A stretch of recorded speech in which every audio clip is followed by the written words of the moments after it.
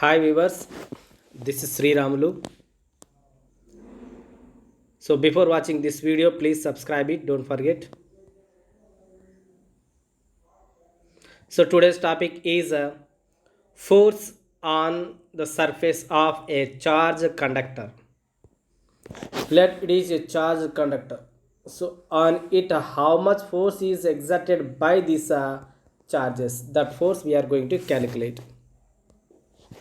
So for this, in in a charged conductor, the charge resides only on the outer surface of the conductor.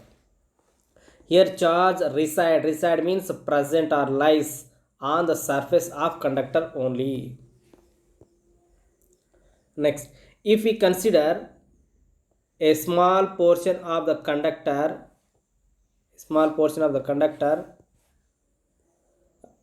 its charge is repelled by the charge on the remaining surface because like charges repel each other, right? If we consider small portion means is a small area like this.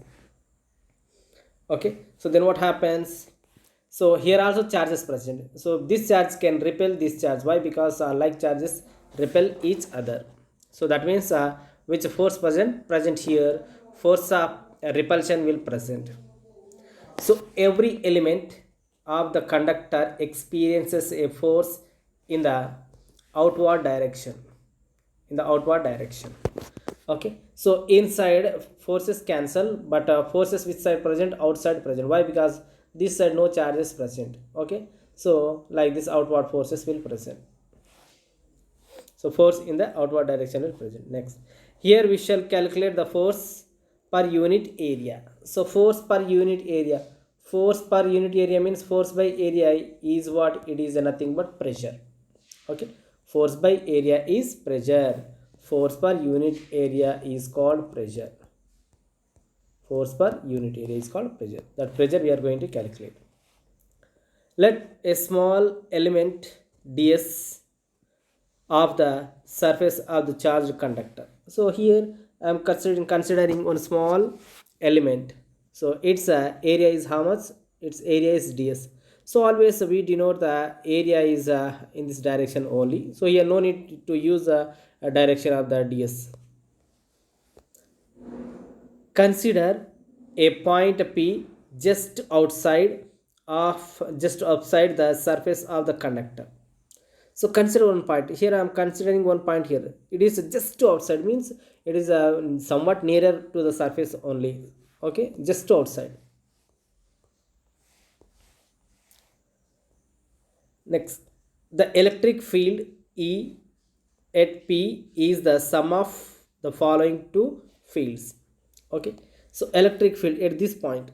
Okay, at the point P, electric field is due to the following 2 points only. So following two fields, one field is, see here, what is the first field?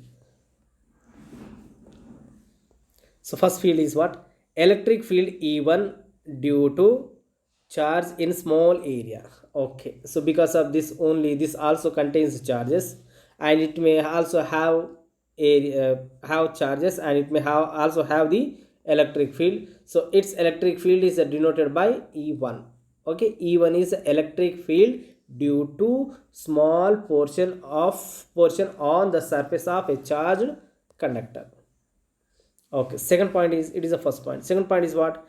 Electric field E2 due to the charge on the rest of the surface. So here E1 is because of the small portion only, and E2 is except this. E2 is because E2 is electric field due to the remaining all charges.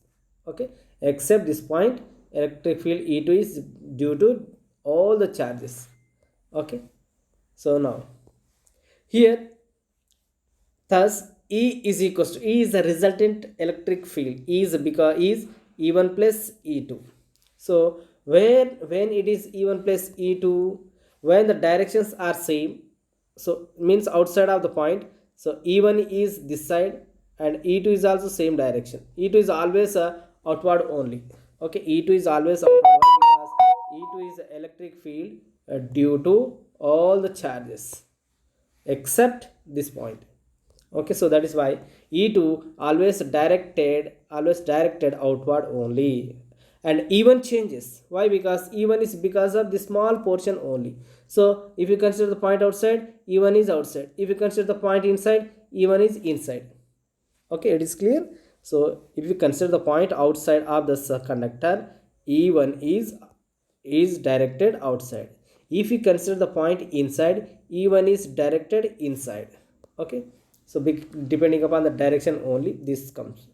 So it is because of outside only. Okay, so outside E1 and E2 parallel. So then what happens? Parallel. So parallel means their electric field increases. Okay, E1 plus E2 is what? E.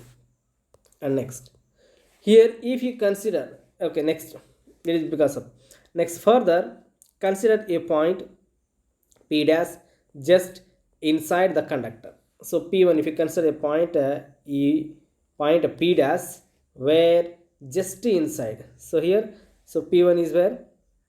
P dash is here just inside. It is just to outside. Because of just to outside, we got E is equals to E1 plus E2. And next just inside also is there. Okay, just inside. So because of inside, see inside electric field E2 is this side and E1 is opposite to it. So electric field E2 is E1 is opposite to the E2. So that is why these two gets cancelled. So gets cancelled means what we get, the resultant will be 0. Okay, see here, it is effective electric field E at P dash is still due to the charges on ds and due to the charges on rest of the conductor. Okay, so remaining electric E at the point P dash, E1 is due to the small portion, E2 is due to the remaining charge except the small portion.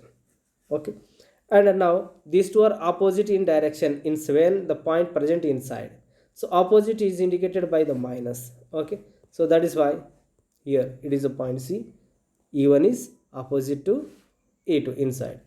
Okay, so opposite is minus. Here E1 minus E2, but inside no field present. Inside of the field, electric field is present is 0. Why? Because charges reside means present on the surface of the conductor only. On means outside only, not inside. So that is why inside electric field is 0. So resultant electric field is 0. Then we can write it is as like this. And from this E1 is equals to E2. Okay, E1 is equals to E2. And by substituting E1 is equals to E2 in the equation 1, what we get? E by 2. Okay, in the equation 1 where it is, equation 1 here it is. Okay, in the place of E1 substitute E2, what you get? 2E2, and E2 is equals to, and by simplifying, see how can I simplify? So what is E is equals to E1 plus E2, right?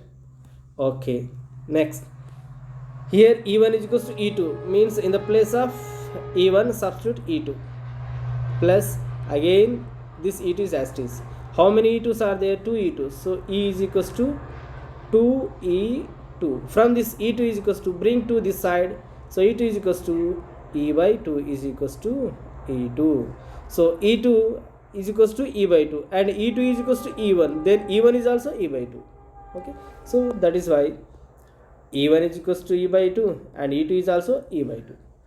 In case of charged conductor means already have uploaded that video. What that video? That video is electric field due to infinite conducting sheet. Electric field due to infinite conducting sheet. So already there we got electric field E as sigma by 2 epsilon. Sigma by epsilon we got. Okay, and so substitute this E value in the place of this. Then what you get? So you get, so E values and substitute, sorry, E1 is equals to E by 2. Okay, and E is because of infinite sheet, conducting sheet, we get E value sigma by epsilon naught.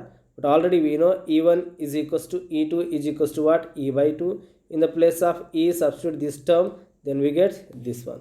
Okay, so finally we got this is the equation as electric field in this manner. E1 is or E2 is equals to sigma by 2 epsilon naught, where sigma, what is sigma? It is sigma is charge density, charge by area. So how much area we consider? The small area, and its value is how much? Ds. Okay, so substitute that value q by ds, and from this q is equals to sigma ds. Okay, q is equals to sigma ds, and in this place, so sigma value is there. So electric field experiences a force. Yes, so already we know the relation between F and E. F is equals to Eq. Okay, so here what E2, either E2 or you take, or E1 you take. So E2 into Q term is what? Q value is what? This is. Okay, E2 value is what? E2 is this one. So E2 and a Q value, if you substitute, then what we get? We get, it is like this, sigma into sigma, it becomes sigma square. Sigma into sigma, sigma square, ds as it is, by 2 epsilon as it is. Okay, so what we need, so at the beginning only I told you, so we are going to calculate force by unit area, that is what pressure I said you. Okay, so here that means a force by area we want, force by area. Here ds indicate the area, so if you bring this area this side, it becomes F by ds. Force by area is what? Pressure. So pressure is sigma square by 2 epsilon naught. So therefore finally we got P value. Force, it is P is what? Pressure, or it is force per unit area, sigma square by 2 epsilon naught. So in 1 unit area, how much force will act? Sigma square by 2 epsilon naught force will act. Okay, so friends, this is about force on a charged conductor. Okay, thank you friends.